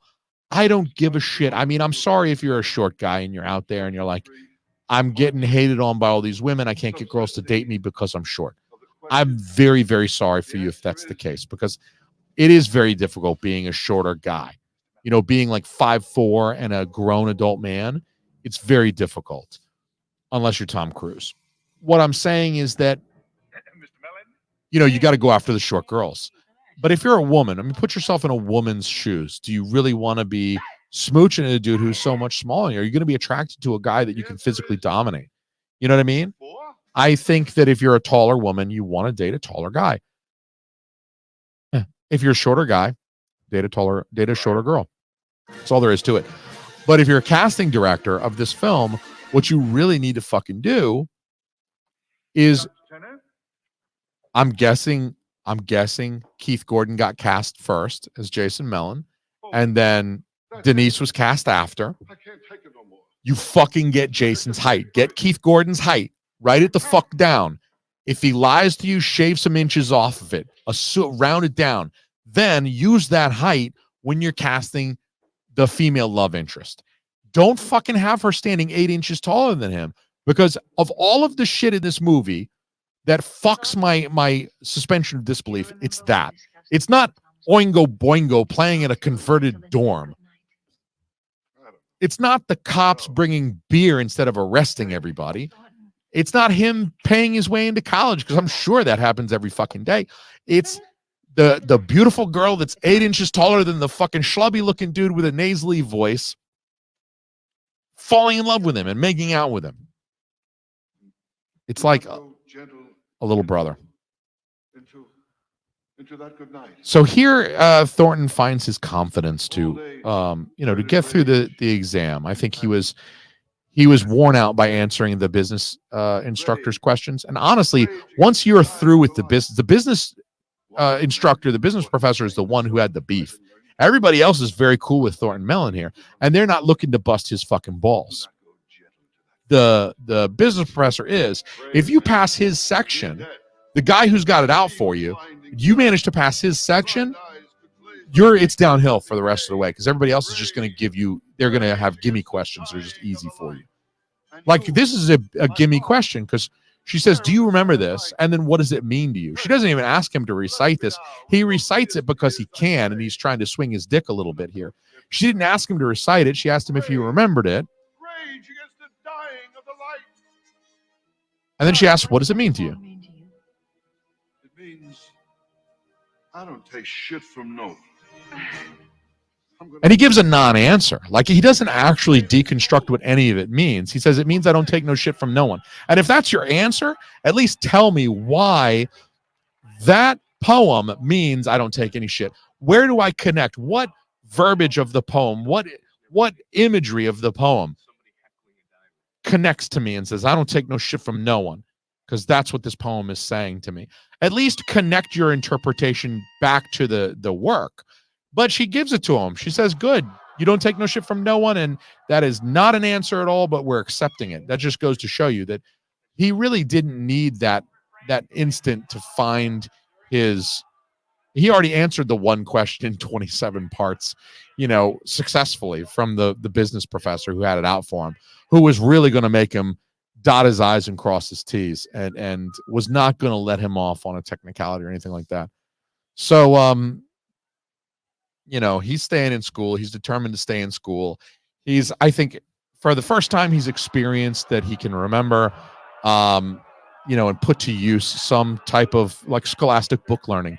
Never really had much value to him before, but he's coming to understand the value of a formal collegiate education, and what it might mean for somebody. And so here we're like fully buying into the college thing. That's the transformation of his character from somebody who's just kind of doing it because he wants to boost his son to somebody who's like, I'm really buying into this education thing, and it means something to me now. Zabka's still a bitch. Get this, towel boy. Towel No matter boy. what you think, you'll always be a crude, obnoxious, nouveau riche little flebe. And you're gonna. So, the nouveau riche thing never really I hope so. 'Cause I happen to love the guy. never made a lot of sense to me either. Like, you're going to make fun of me for being rich recently? Like, I should have been rich 100 years ago? Or like, really, like if you're having to dig so far for an insult that you have to make fun of me for my dad not giving me all of my money. You're like, yeah, you might be a millionaire, but your daddy didn't give you that $10 million. And I have $10 million because my daddy gave it to me, and that makes me better than you. I never understood that logic for like nouveau riche. Like, yeah, it's the riche part that matters. And I think Kevin Spacey's character delivered that line in Midnight in the Garden of Good and Evil, a Clint Eastwood film. I don't like the movie so much. I mean, the movie's okay, but the book, Midnight in the Garden of Good and Evil, fucking amazing classic. Go out and read that book, please. But it's the riche part that counts. That's the part that matters. Who cares if it's nouveau? Who cares if I just got the $10 million yesterday? The thing that matters is that I got $10 million in my bank account. And really, the only thing that old money has on new money is the fact that old money had their money longer, right? If that's all you have to make fun of me for, you might as well call me a giraffe as an insult. I'm not insulted. Call me a giraffe. Call me a penguin. Call me anything you want. I mean, if it's not true, who gives a shit if you call me a giraffe? It's the same thing as calling me nouveau riche. Yeah, I'm fucking rich. Like, I'm fucking partying with Ungo Bungo in my dorm room.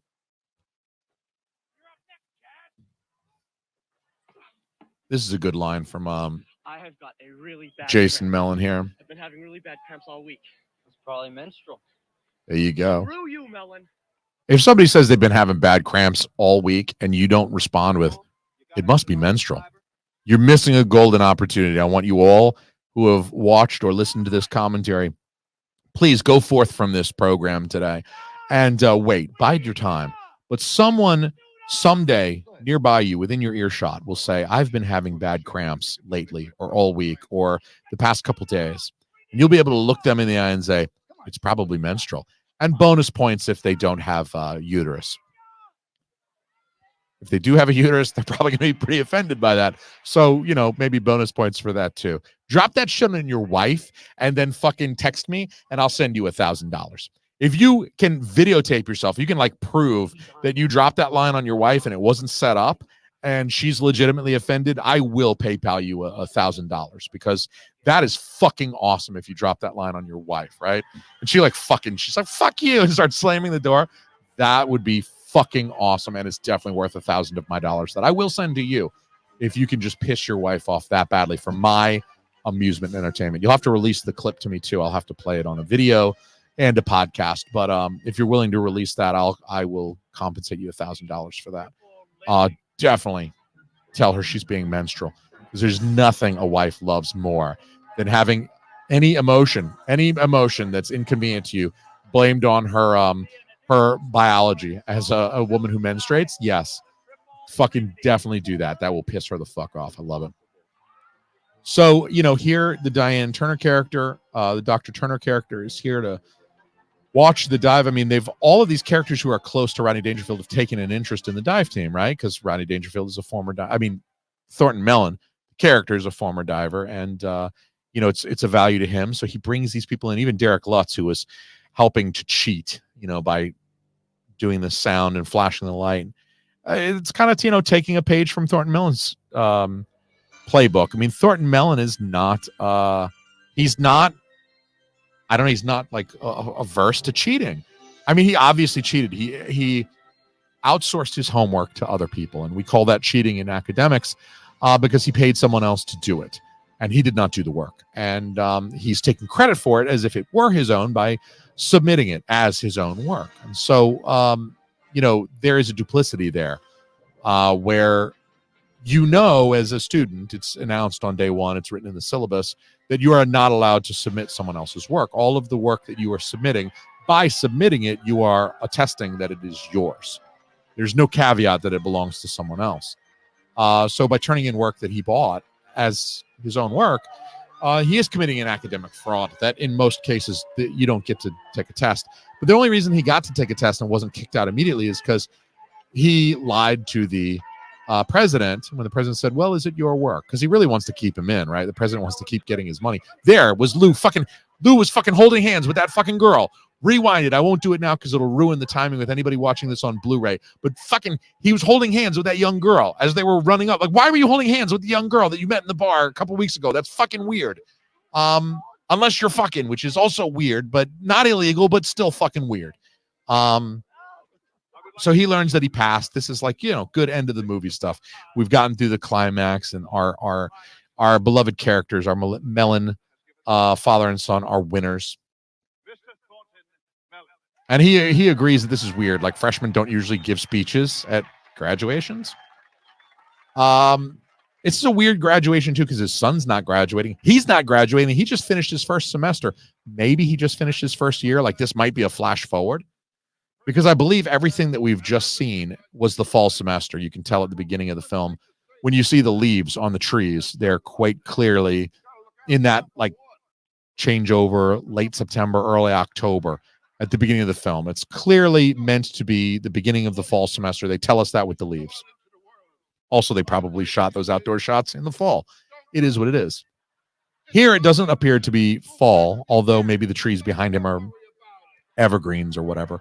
Graduation would occur in December, and if this were Rochester or Buffalo or nearby, it would be covered in snow. That lake effect snow. This time of year here, look at this. He's pausing. He's not moving for the freeze frame, but you get like that 1 second of caps are still falling. They haven't done the freeze frame yet, but he's like obviously paused for the freeze. That always struck me as weird too, because he's holding still for the freeze frame, but like other stuff is still moving. It's obviously not a freeze frame yet. You could tell he's posing for a camera for a freeze frame. And that just always jars me a little bit. And it's probably because I'm like paying attention. So Aretha Franklin, Respect, is playing in a Rodney Dangerfield film where like his line of his entire comedy career, if you could distill it down to one line, he gets no respect. I get no respect. So it's an interesting choice for music. And it is on this fucking soundtrack as well. The last track on side 2 of this soundtrack is Aretha Franklin, Respect. So as I was saying a moment ago, it's reasonable to believe that this film, it begins between semesters before the fall semester starts, because we get that early scene where they're registering for class, as well as the dialogue at the very beginning of the film where Jason tells his father, well, we're between semesters right now. So the new term is going to start pretty soon. So what he's saying is it's late August and the fall semester hasn't begun yet. And it must be the fall semester because we see that the leaves on the tree are turning orange and falling down at the beginning of the film. So we know when Thornton Mellon travels to campus, which was, I don't know, before the term began. So the timeline's not quite matching up. And I know it's not something that I noticed the first several times I watched this film, but it's definitely something like a continuity error that sort of fucks with me a little bit now, because as I've mentioned in the past, I like watching films like when they take place. Like, it makes sense for Christmas and Halloween films. Like you watch Hocus Pocus on or very near Halloween. You watch National Lampoon's Christmas Vacation on or very near Christmas. You don't watch Christmas Vacation in July. It's just not something that you do. I mean, maybe you do, in which case you're a fucking savage, and I'm not sending you $1,000 for that. But for me, I do like watching films more or less when they occur. So this film really seemed to take place over the course of an entire semester, it seems. The point in time where Thornton was busted cheating was like midterms-ish. It wasn't finals. I don't believe they mentioned like midterms being due. And midterms are right around the corner when Jason came in and saw that Thornton had outsourced all of his work and created like this LLC for his schoolwork. So that was about midterms, which would that would be, October-ish. They're on a semester plan because Jason calls it a semester. The fall semester would begin, somewhere very late August or very early September. So we'll just say September 1 is the start of the semester, but we know that the semester hadn't started yet. I fucking love this song. Oh my God, this is going to be stuck in my fucking head. I got to stop complaining for a second and just fucking listen to this. Yeah, let this shit just get stuck in your head. Fuck. I got to find a karaoke place that's got this. I got to fucking drink a beer and do this fucking song for karaoke because that's fucking 80s guitar solo. Fucking great. I love it. So anyway, that's the title track. It is the first song on the soundtrack. It's great. It's like, obviously it's not the type of 80s music that you hear when you like turn on and it's like, oh, it's Friday Night 80s or whatever on the radio station. They're just going to play the biggest hits like Big Country and Take On Me and Girls Just Want to Have Fun and all that stuff. They're not going to Madonna, Material Girl and shit like that. They're not going to play these like deeper cuts of the 80s. I always gravitate. I love these like deeper 80s cuts because to me it's like, yeah, the big hits are what we remember 40 years later. But when you were actually in it and living it, you were hearing the deeper cuts as well. They were playing in places and movies and stuff like movies like this. And so I love it. And we get the line again. Hopefully you guys watching on Blu-ray have been synced up with me the whole time. And that was it. That was the movie. Let's go back to this view. There we go. Myself smaller so you can't tell that I've only paid for the StreamYard where they give me 720p. I need to upgrade so I can get full 1080. I'm sorry, guys. More people join my Patreon, and then I'll pay another $250 to StreamYard. That's $500 a year. I've already given them $250 of my dollars. I can give them $250 more, and they'll let me upgrade this little piece to 1080p. But right now, I make it a little smaller so you can't tell as much that it's fucking 720p. What do you want from me? I got a wife. If I spend she's already upset enough that I gave StreamYard 250 of our dollars. She's going to be ripshit if I give them 250 more of our dollars. So again, I do believe that this film takes place predominantly over the course of the fall semester, as evidenced by the leaves. It starts just before, as we see, they register. So it must be starting in like August. Although it doesn't look like August because the leaves are already falling, and nowhere I've ever lived, the leaves fucking fall in August. I don't know if they do that in Buffalo, Rochester area of upstate New York, but I don't think they do. Anyway, that's a little of an anachronism or continuity error. By the time he's having Oingo Boingo play Dead Man's Party at his party, that might have been near Halloween. So it might have been perfectly appropriate to have Oingo Boingo playing Dead Man's Party at a party that you're throwing just after midterms, let off some steam, as Dr. Turner mentioned. Oh, they're just letting off some steam. They just had their midterms and they're letting off steam. So that would be late October and would be kind of temporally appropriate. But the end scene where he's like giving this address, even though he's a freshman, I guess he donated more money and he gets to give this address at graduation. And his son is not graduating because his son just finished his second year there. His son was a sophomore, most likely, because he had been there, he was already there. He was already moved in and settled in, and he had already sort of not made friends and not done so well. He mentions his grades the previous semester were all C's, which means he would have been there the spring semester previous the previous school year. And so that means that at least, at the very minimum, this is his sophomore year of college. He's not close enough to just push through and graduate because he wants to drop out at the beginning of the movie. If he was close enough, if he was a senior, he'd say, well, I just got to push through. There's no point in dropping out. But if you did 1 year and you're like, this sucks, I don't want to do 3 more years of this, then you drop out. So I'm thinking that address must have occurred at the end of the spring semester. Because again, if you've ever been to upstate New York, that lake effect snow, I mean, it's fucking snowing. You're not fucking around outside for outdoor graduations in December. In Rochester, I don't believe that there's a University of Buffalo, and I don't believe that they do outdoor graduations in December for their fall semester graduations. They would do them for spring, probably in May. It would be nice enough to have an outdoor, like there's no snow left in May, probably. Although that lake effect snow is nothing to fuck with if you've ever been up there. I got family up there. I've never been there. I've never gone to school there, but I've been there, later in the year, and there's a fuck ton of snow.